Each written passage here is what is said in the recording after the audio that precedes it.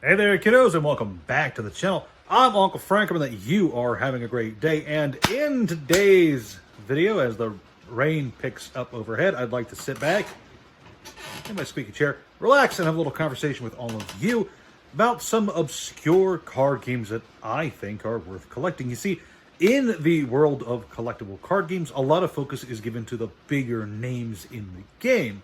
Magic the Gathering, Pokemon, Yu-Gi, Flesh and Blood, One Piece, etc. You know, all the new names, the shiny hotness get a lot of attention from collectors, investors, etc. But as a lot of attention, focus, and even money goes towards a small chunk of the available market, I feel like it's easy to kind of get lost in the sauce, so to say, and forget that there has been 30 years of card games printed, released, played, etc. And in those 30 years, there have been some absolute bangers out there that I think are not only worth your time and attention, but could potentially be something that you guys might even enjoy collecting, whether for a personal binder or just as a game you might be interested in trying out.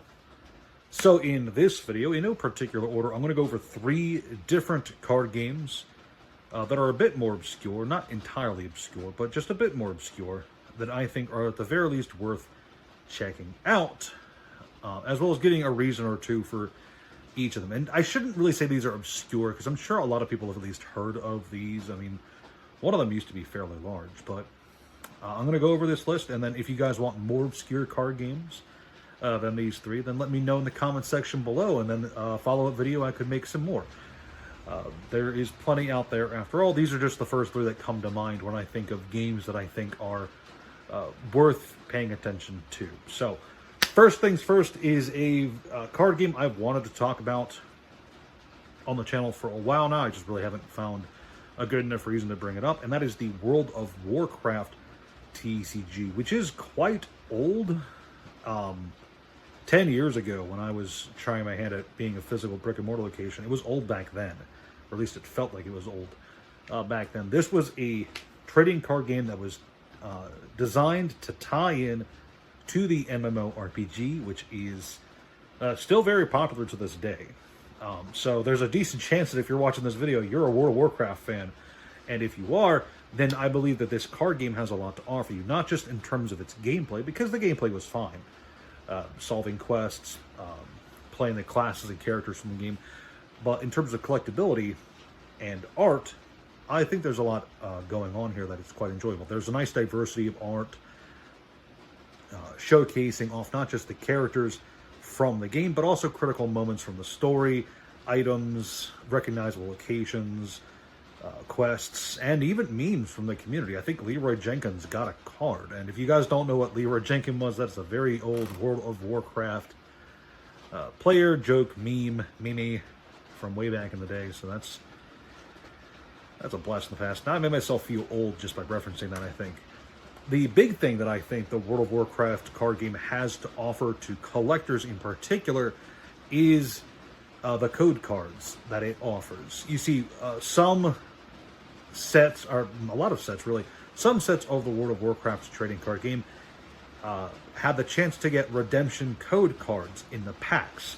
And you would peel off the sticker and redeem the code in World of Warcraft itself to get in-game items, including some that are very highly sought after, such as the most expensive card in the game, I think, or at the very least it was when I last checked, the Spectral Tiger, which was worth over like $8,000 for an unredeemed copy of the card, just because it gave you a mount in-game that was highly desirable. And here's the kicker. These code cards, to the best of my knowledge, are still valid and can still be used in World of Warcraft itself. And that, I think, adds a nice layer of value to the card game's sealed product, because there are plenty of unredeemed code cards out there in packs and boxes, etc.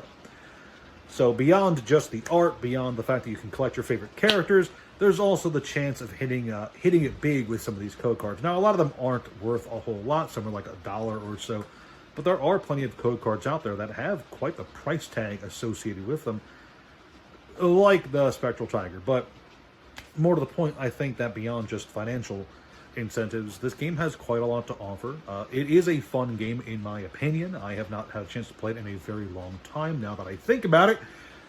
But I do remember enjoying it quite a bit, and hopefully I'll get the chance to talk about it more on the channel. Moving on is another card game that has codes that you can redeem in the game it's based on, and that's the new Neopets Battledome TCG, done by Upper Deck. So the tops are Upper Deck. I think it's Upper Deck. If I'm wrong, someone's gonna hunt me down, whatever. But yeah, this is actually the second Neopets card game, and I've talked about this on the channel several times already. I'm a huge fan of it. I love it quite a bit, but I'm going to take this little opportunity to shill it just as a game that is worth, at the very least, checking out, because I think it's a great game to get into. I think it's a very easy game to get into, but I also think it does have quite a bit to offer collectors, especially if those collectors are fans of Neopets. That rain is pounding. It's coming down hard. I hope you guys can hear me over the rain. Anyway, where was I? Yes. Fans of Neopets will find a lot here that they enjoy. Alt art cards, secret art cards, and yeah, code cards that can be redeemed in, I guess, the Neopets video game. I'm not actually entirely sure what the code cards are used for. I'm assuming that they are redeemable in the Neopets online game. But to the best of my knowledge, I thought the online game died when the Flash player died, so I have no idea what the code cards are used for. I have not paid attention to that one bit. I just like collecting the cards. But yeah, the Neopets card game is quite delightful, in my opinion. I'm a huge fan of, especially like one of the recent sets, they did like alt arts based off of famous band covers, and I thought that was pretty neat. So there's a lot going on there that I like. And again, this is just like World of Warcraft. If you're a fan of the property already, then the card game has a lot to offer you.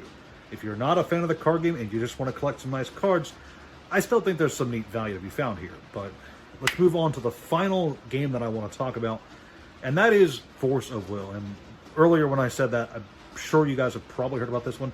Force of Will is, to the best of my knowledge, fairly well known. It's hard to say. When I'm selling cards on TCG Player, Force of Will is a rare seller, but no Force of Will buyer ever buys just one card. Like, I have Yu-Gi-Oh! Orders where, you know, dozens of people will buy one or two Yu-Gi-Oh! Cards, right? That does not happen with Force of Will. When people buy Force of Will cards from me, they buy like 10 to 50 cards at a time, and I'm just, ugh. It's always a thick order for Force of Will. Anyway, Force of Will is an interesting card game that came out way back in the day and is still, to my knowledge, in print today. It's still going strong despite its waning popularity, and it almost died once. Yeah, that's a story I think we've covered as well. Force of Will almost died, but all things being equal, it is a very fun game. It has some mechanical and artistic design choices that make it feel like a cross between Yu-Gi-Oh! And Magic the Gathering, which is very appealing to someone like me. And it also has some really stunning art on a lot of the cards, as well as some interesting art treatments. Like some of the foiling for the rares looks really nice. I'm a huge fan of some of the cards in Force of Will specifically, and overall I just think it's an interesting game, not only for its unique history, because it is, again, a game that almost died once upon a time, but managed to crawl its way back into relevancy and a successful tournament meta, but just for the fact that it does have a long history of very nice collectible cards that, in my opinion, make for a very nice binder. And of course, yeah, I'm a bit biased, but I think overall it's an interesting card game. Quite a good one, too. But yeah, overall, I just wanted to bring some attention to a bit more obscure games. I think in scales of obscurity, it's probably Force of Will, then World of Warcraft, then Neopets. Because I'm very confident that people out there watching this video know what Force of Will is. And it's almost impossible that you guys don't know what World of Warcraft is. You might just not be aware of the card game. And because Upper Deck is so bad at advertising, I'm very confident that very few people know what Neopets Battledome is. Just because, again, Upper Deck does not advertise that game worth crap. But yeah, let me know if you guys want to see another video like this. I could easily dive into some older Decipher games or older Bandai Namco games, because there are some out there that I think would be worth collecting. This was just an introduction to the idea of more obscure TCGs. I hope you guys enjoyed. If you did, please leave a like, share, subscribe, leave a comment down below if you collect any of the games I talked about today, or if you think I'm a loser for bringing up a game that you've already heard of. But either way, thank you guys so much for watching, and I'll see you in the next one.